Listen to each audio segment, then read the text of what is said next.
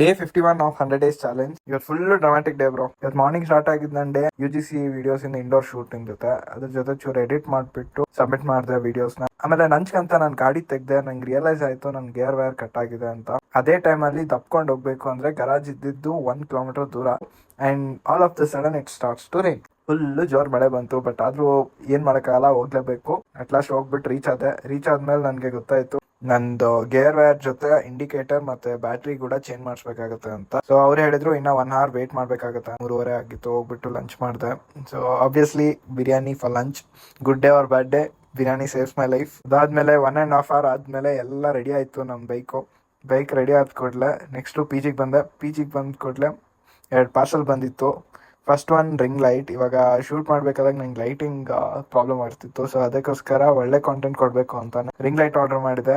Packaging ನೋಡಿದ್ರೆ full vet ಆಗಿರೋದು ನೋಡಿ ಸೆಕೆಂಡ್ಗೆ ಗಾಬರಿನೇ ಅದೇ ಹೋಗಿದೆ ಏನೋ ಲೈಟು ಅಂತ. ಅದಕ್ಕೆ ಬೇಗ ಅಸೆಂಬಲ್ ಮಾಡಿಬಿಟ್ಟು ಚೆಕ್ ಮಾಡಿದೆ. And thankfully it work perfectly. ಇನ್ನೊಂದು ಪಾರ್ಸಲ್ ಬಂದಿದ್ದು 25 ಪ್ಯಾಕೇಜಿಂಗ್ ಬಾಕ್ಸಸ್. ಅದೇ ಹೇಳಿದ್ನಲ್ವ ಪ್ಯಾಕೇಜಿಂಗ್ ಬಾಕ್ಸಸ್ ಖಾಲಿ ಆಗಿದೆ ಅಂತ. ಸೊ ರೀಸ್ಟಾಕ್ ಮಾಡಿದೆ. ಬೇಗನೆ ರಾಖಿ ಹ್ಯಾಂಪರ್ಸ್ ನ ಲಾಂಚ್ ಮಾಡ್ತೀನಿ. ವೆಯ್ಟ್ ಮಾಡ್ತಾ ಇರಿ. ಎಂಡ್ ಆಫ್ ದಿ ಡೇ ಮತ್ತೆ ಕುತ್ಕೊಂಡು ಚೂರು ಇಂಟರ್ವ್ಯೂ ಪ್ರಿಪರೇಷನ್ ಮಾಡ್ಕೊಂಡೆ.